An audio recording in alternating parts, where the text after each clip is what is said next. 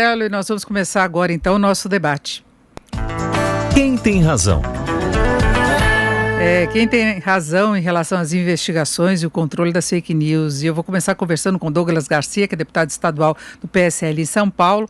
Estamos conectando também a Natália Bonavides, deputada federal do PT do Rio Grande do Norte, que faz parte da CPI dos fake news. Agora, Douglas Garcia é alvo de inquéritos daquela investigação também que foi deflagrada pelo ministro do Supremo, Alexandre de Moraes, em relação às fake news. E aqui em São Paulo ele enfrenta um inquérito por causa da suposta divulgação, ou houve mesmo de fato a divulgação de dossiê de pessoas que teriam participado das manifestações ditas como pró-democracia. Deputado, boa tarde. Boa tarde, Denise, boa tarde a todos da Rádio Jovem Pan, um prazer para mim estar aqui e bora lá. Então, daqui a pouquinho a conexão ainda com a Natália Bonavides, é um pequeno problema técnico, mas, deputado, eu queria saber da sua situação em relação, primeiro, à investigação de Alexandre de Moraes, de uma forma resumida, e depois o inquérito que foi aberto aqui em São Paulo, pelo Ministério Público de São Paulo, determinando a abertura por causa da divulgação desse dossiê, inclusive supondo que estaria sendo utilizado equipamento da própria Assembleia para se formar esse dossiê. Claro, enquanto a deputada Natália ainda não consegue entrar para a gente debater, eu posso resumir um pouquinho aqui a respeito disso. Com relação ao inquérito do ministro Alexandre de Moraes, eu só estou tendo acesso parcial a esse inquérito, não é um acesso integral, portanto eu não consigo falar muito, discorrer sobre ele, né, porque, enfim, inclusive tinham chamado até mesmo para a gente poder depor na Polícia Federal, mas eu acho difícil a gente conseguir depor sobre algo que a gente não conhece, né, é difícil saber, porque nós não sabemos nem mesmo do que a gente está sendo acusado, né, o inquérito 4.781, ele mais me parece uma ferramenta para perseguir politicamente os desafetos daqueles que não gostam do governo Bolsonaro do que, de fato, um inquérito jurídico. Me parece mais um inquérito político. Agora, quanto àquilo que aconteceu em relação ao dossiê, aquilo vai ficar provado durante a fase das investigações de que eu não vazei dossiê de absolutamente ninguém, não vazei informações, dados particulares de absolutamente ninguém. Acontece que, aparentemente, já existia uma outra lista, anterior à lista que eu havia criado contra aqueles terroristas que estavam indo às ruas de São Paulo para poder depredar patrimônio público e agir com violência e agressão. Essas pessoas que eu levei à Polícia Civil e à Polícia Federal, já existia uma outra lista que anteriormente foi vazada, estão tentando colocar a culpa em mim, a conta em mim, e tentando me criminalizar por isso, né? Então, resumidamente, como você pediu, Denise, é basicamente isso. Nós ainda estamos no problema de contato com a Natália, mas a acusação referente a esses dossiês é que houve a divulgação indevida das pessoas e muita gente que não estaria envolvida em crime, não é? E que ficaram expostas e correndo risco, inclusive foi pedido proteção judicial a essas pessoas exatamente por esse dossiê. Mas é exatamente isso que você disse, Denise. Existem pessoas nesse dossiê que foi vazado que não estão envolvidas com absolutamente nada. Ou seja, mais uma prova de que não é o dossiê que eu entreguei para a Polícia Civil e para a Polícia Federal. Até porque eu estou sendo processado por mulheres, né? E no dossiê que eu entreguei às autoridades competentes não existem mulheres. E também estou sendo processado por pessoas de outros estados, né? Chegou para mim aqui a informação. E essas pessoas não estão no estado de São Paulo, sendo que o dossiê que eu entreguei para a autoridade competente apenas existem pessoas que estão aqui no estado de São Paulo. Então, tudo isso não passa de uma mentira, de uma falácia, de um serviço de desinformação que fizeram contra mim para tentar me denegrir, tentar me criminalizar e tentar criminalizar a atividade parlamentar, porque, afinal de contas, em todas as assembleias legislativas, câmaras municipais e até mesmo no Congresso Nacional, existem canais de denúncia dentro e fora dos gabinetes, né, dos deputados. Afinal de contas, todos os trabalhos de denúncias também são dirigidos e coordenados por deputados, como, por exemplo, aqui na Assembleia Legislativa, o SOS Racismo é pela deputada Alice Brandão. É, sim, competência nossa receber denúncias e levar, encaminhar a autoridade competente para poder fazer a investigação. Então, não houve nenhum tipo de crime de improbidade administrativa, muito menos vazamento de dados de quem quer que seja. Deve sim ser investigado quem foi que vazou dados de outras pessoas, né? E quem foi que vazou esses dados deve ser responsabilizado e criminalizado. E talvez sejam as mesmas pessoas que vazaram os meus dados pessoais nas redes sociais na semana retrasada e os dados do presidente da República e seus filhos também. Essas pessoas são criminosas. Agora já estamos em contato com Natália Bonavides, que é deputada federal pelo PT do Rio Grande do Norte. Deputada, uma boa tarde. O deputado Douglas estava esclarecendo os inquéritos dos quais ele está sendo alvo, tanto pelo Ministério aqui de São Paulo, como aquelas investigações em relação às fake news. E eu lembro que ontem o Supremo Tribunal Federal estava discutindo a questão do inquérito referente às fake news. O ministro Fachin votou pela validade desse inquérito, que é um questionamento quanto à legalidade, pela forma como ele foi encaminhado, e o julgamento vai ser retomado na próxima quarta-feira. Deputada, boa tarde. Eu queria agora a sua avaliação em relação a essa situação toda que nós temos, a possibilidade de algum controle das fake news, CPI sendo encaminhada no Congresso, o inquérito que está em discussão no Supremo. Boa tarde, Denise. Boa tarde, deputado. Agradeço primeiramente o convite de estar aqui debatendo com vocês. Sobre o inquérito, Denise, é importante a gente lembrar de uma coisa. Para além da posição do ministro, que teve ontem já em seu voto, nós tivemos também a própria Advocacia Geral da União, que é o órgão que representa o governo nesse processo. Nós tivemos o procurador, a Procuradoria Geral da República, que, como todos nós sabemos, teve indicação do próprio presidente Bolsonaro para o seu PGR. Todos esses órgãos defendendo a legalidade do inquérito, né? Na verdade, o próprio ministro da Justiça de Bolsonaro, quando era advogado-geral da União, também defendeu a legalidade do inquérito, né? Então, tudo indica que sim, o inquérito vai seguir, a posição oficial do próprio governo é de defender a legalidade, é de superar esses questionamentos, e é muito compreensível, por outro lado, que vários apoiadores do governo Bolsonaro tenham medo desse inquérito. É o mesmo medo que tiveram, por exemplo, na CPMI das fake news, que eles fizeram de tudo para que não houvesse a prorrogação, ligando para senador perto de meia-noite para pedir para os senadores tirarem sua assinatura, porque não queriam que a CPMI continuasse. Esse gesto agora é feito em relação ao inquérito. A razão disso é muito óbvia. Qualquer investigação sobre esse tema no Brasil, invariavelmente chega a Bolsonaro, chega aos filhos de Bolsonaro, chega aos apoiadores de Bolsonaro, porque eles estão hoje usando a disseminação de mentiras e de notícias falsas como um método político. Isso é muito ruim para a nossa democracia. Então, eu sou membro da CPMI das fake news, Denise, e eu, infelizmente, tenho tido a oportunidade de ver como funciona de perto, né? A estrutura que eles montam, o tanto de dinheiro que é investido nisso, e se na campanha eleitoral esse dinheiro era de Caixa 2 e de financiamento empresarial, ou seja, um combo de legalidades muitas juntas de uma vez, agora, durante o mandato presidencial de Bolsonaro, esse dinheiro também vem dos recursos públicos, né? Tem dinheiro do povo hoje pagando essa organização criminosa. Tem gente nomeada na presidência da República para trabalhar com isso, com a disseminação de notícias falsas. Tem assessor parlamentar nomeado, inclusive assessor do deputado Eduardo Bolsonaro, que usou o computador da Câmara, o IP da Câmara, para gerir esses sites de notícia falsa. Então, o tema das fake news hoje, infelizmente, é um tema que interfere no debate público no nosso país, é um tema que afeta diretamente a nossa democracia e que, infelizmente, é hoje comandado, né, por uma organização criminosa no sentido jurídico do termo, não é aqui modo de falar, não é modo de dar força à expressão, é no sentido jurídico do termo mesmo, e que tem ampla ligação com o Bolsonaro, com seus filhos e com diversos apoiadores do presidente, Denise. Agora, deputado Douglas, eu queria saber sua avaliação em relação à situação toda que, de acordo com a deputada, está sendo constatada na CPI das fake news e em relação ao próprio inquérito.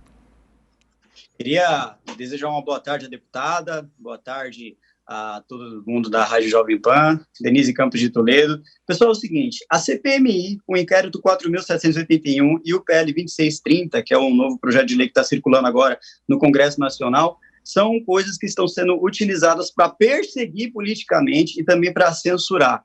E eu digo isso na análise de perseguição política porque o próprio autor do requerimento da CPMI, que é o deputado Alexandre Leite, ele diz que o objeto da CPMI ele foi completamente desvirtuado. Se a gente for fazer uma análise mesmo, não há uma definição sobre o que é fake news. Portanto, toda investigação, ela perde aí o seu escopo jurídico. Eu vou dar um exemplo. Eu sou o tempo todo acusado por parte da oposição ao governo Bolsonaro de que eu estaria utilizando aqui o meu gabinete na Assembleia Legislativa para poder propagar fake news. Só que, objetivamente falando, eles não conseguem apontar uma fake news sequer. A própria deputada aí falou a respeito de mentiras e notícias falsas, mas eles não conseguem apontar uma única fake news que é produzida, por exemplo, pelo meu gabinete. Ou seja, isso tudo não passa de uma falácia. E o que seria, então, fake news? É um fato não verdadeiro relatado por alguém aqui, a grosso modo, uma mentira. Então, por que aqueles que são opositores ao governo Bolsonaro não estão sendo investigados, seja pela CPMI,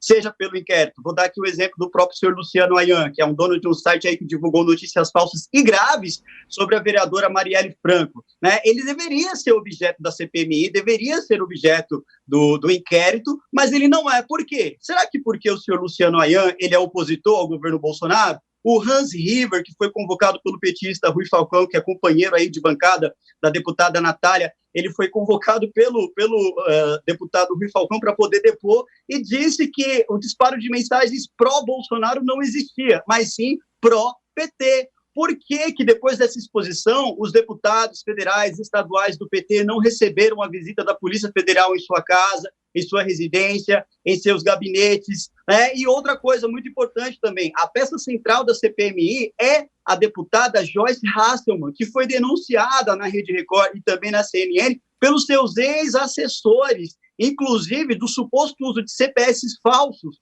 para poder a sua equipe criar perfis fakes nas redes sociais para exaltar aí, para conseguir ir para cima daqueles que são contra o governo Bolsonaro. Ou seja, esse depoimento dela na CPMI, que é peça central, não deveria nem sequer estar sendo levado a sério. Isso é ridículo. Essa CPMI, ela empobrece o Poder Legislativo, esse inquérito, ele empobrece o Supremo Tribunal Federal, né? Tanto é que a própria Procuradora-Geral da República, a senhora Raquel Dodge, ela se manifestou defendendo o arquivamento dessa CPMI. Não foi recente, foi no dia 16 de março de 2019, porém, o objeto é exatamente o mesmo, o inquérito 4.781, Denise. É por essas razões e outras que eu defendo que isso seja urgentemente arquivado, até porque a forma com que isso foi instaurado pelo Supremo Tribunal Federal, instaurado de ofício pelo Supremo, ferindo qualquer tipo de investigação que deveria ter sido feito.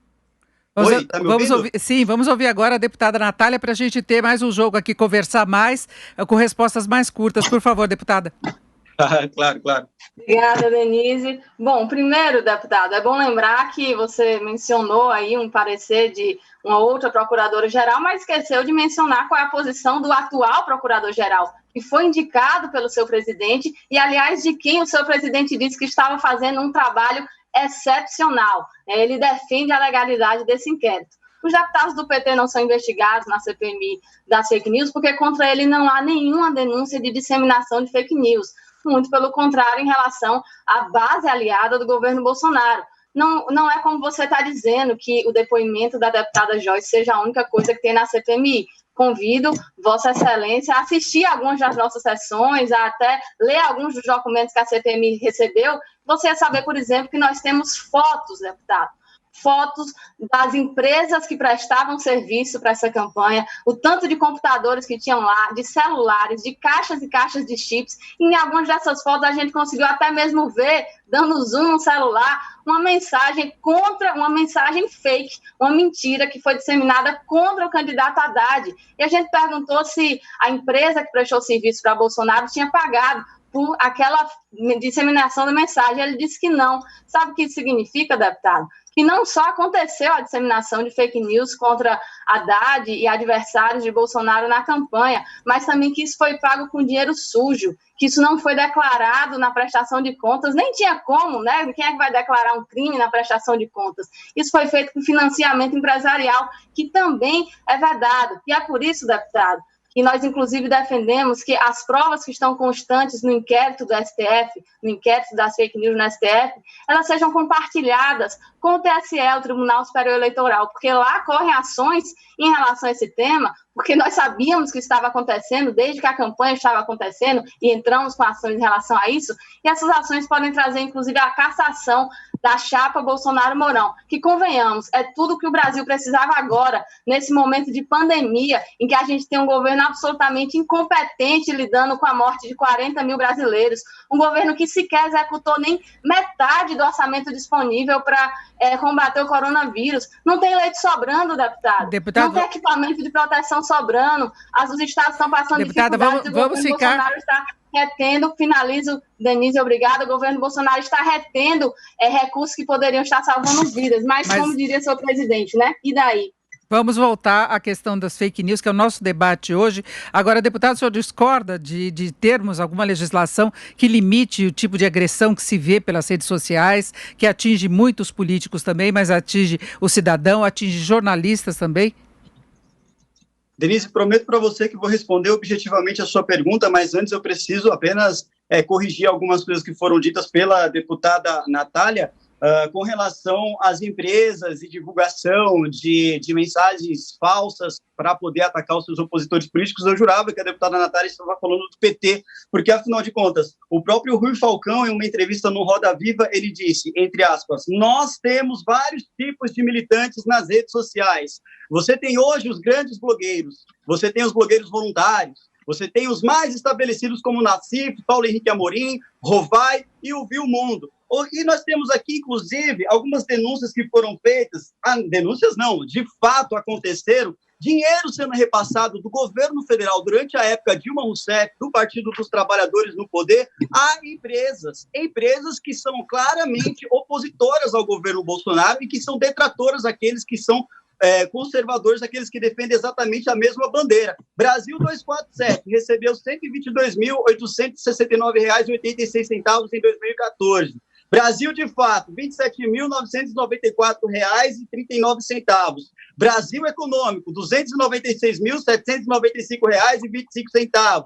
Diário do Centro do Mundo, R$ 17.469,10. E aqui você tem uma lista enorme de empresas que recebiam dinheiro durante o governo Dilma para poder ficar atacando aqueles que, é claro, são opositores ao governo Dilma Rousseff, ao governo do Partido dos Trabalhadores. Então, eu não sei, eu achei que quando a deputada estivesse falando de empresas e também de fake news, eu achei que a deputada estivesse falando de si mesma, né, do partido da senhora na bancada lá na Câmara dos Deputados. É muito interessante a senhora falar sobre o Aras, mas o Aras ele defendeu a participação do Procurador-Geral da República nessa investigação, porque caso a senhora não saiba, um juiz ele não é competente para poder fazer a investigação. Então, eu sugiro que a senhora leia a Constituição da República, porque lá está escrito, inclusive, qual a competência de cada poder. E ao juiz não é competente para poder fazer esse tipo de investigação. A Procuradoria-Geral da República precisa participar. Deve ser partir essa iniciativa do MPF, assim como está acontecendo aqui no estado de São Paulo. Quem está fazendo essa investigação é o Ministério Público e não o próprio Tribunal de Justiça. E é isso que nós precisamos